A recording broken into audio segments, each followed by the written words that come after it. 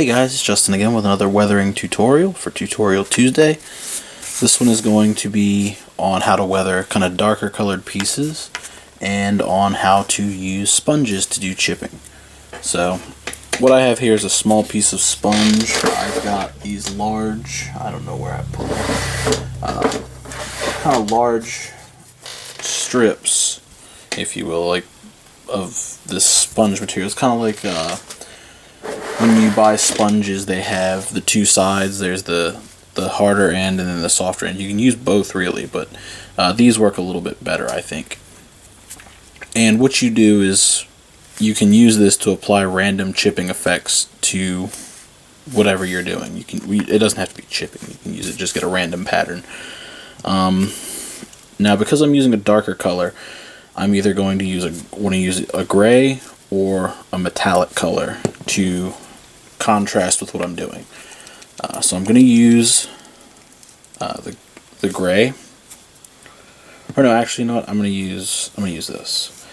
This is a metallic acrylic. This is Vallejo's Natural Steel. What I'm going to do is just put like 2 drops of that right here. And you can already tell that it's a lot different than the last one that we used. And I've just got like 3 little pieces of sponge here. You probably won't need all that with this, but it's always nice if you feel like you're getting the same pattern over and over and over again. Try and mix it up using a different piece. So we're going to use the same method like we did last time, and we're going to just go ahead and lightly dab it on in a, semi-random pattern. And we're going to try and follow the edges, just like we did last time. And we can already see why I don't like the sponge method. It works really well for some people, but I can't quite get it to where I like it. It just kind of looks blocky.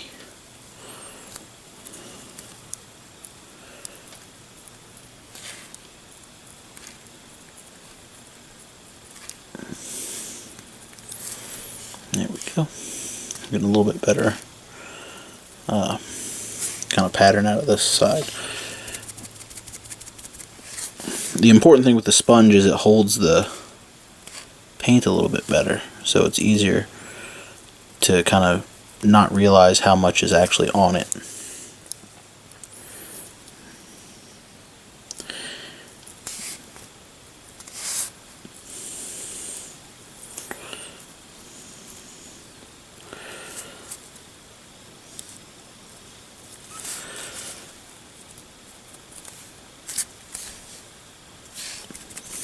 But you want to try and get as much off on your paper towel as possible, so that when you do start kind of prodding away at the piece, it doesn't put globs and globs of paint on the surface.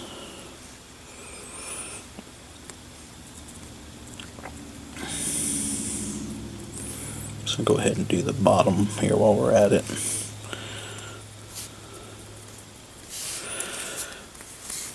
Again, this is not my favorite method. I think it makes weirder looking kind of blobs. It's easy to like mush down the paint, and then it kind of feathers it out some in some spots. But I have seen people do this and get excellent results.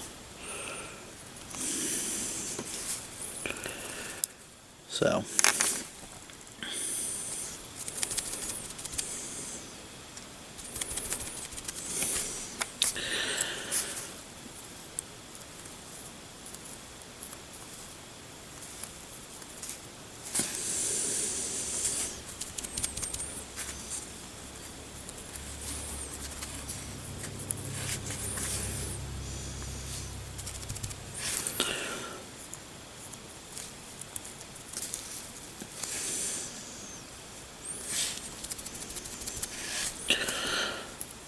another thing to note here is that it's kind of hard to weather just like a straight black. Maybe I should have painted this like a dark gray and tried to weather that.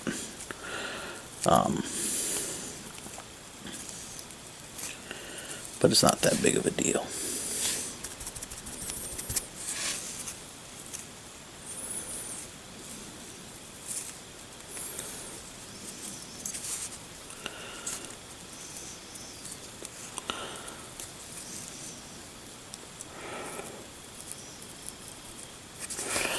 So I guess that'll do for now.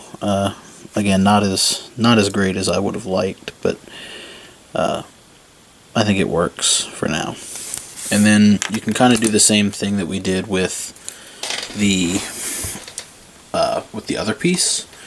You can kind of take a little bit of black paint, just like a drop, and you use a fine brush, and you can kind of add a little bit of depth to your larger chips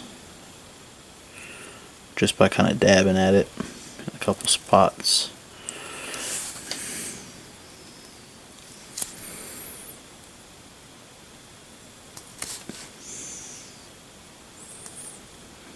There's not too many on this piece, so. And this is also a good method if you want to kind of knock back some of the weathering that you've done. Like if you don't really like the way some of it looks, you can easily just kind of brush over it with the same color and kind of tone it down some if you want. I mean, you can use other colors as well. You can get in there with like maybe some browns or something to kind of look like dirt got stuck in it. But that's pretty much all you have to do. It's a very similar method to using the brush. It's just a sponge. So I don't think that it gives quite as much control. So if you're looking for a really random pattern, this is probably what you're going to want to use. But I think the brush works a little better. So that's it for sponge chipping. This one was a little quick, but nothing wrong with that. Hopefully you guys enjoyed, and I'll see you next time. Later.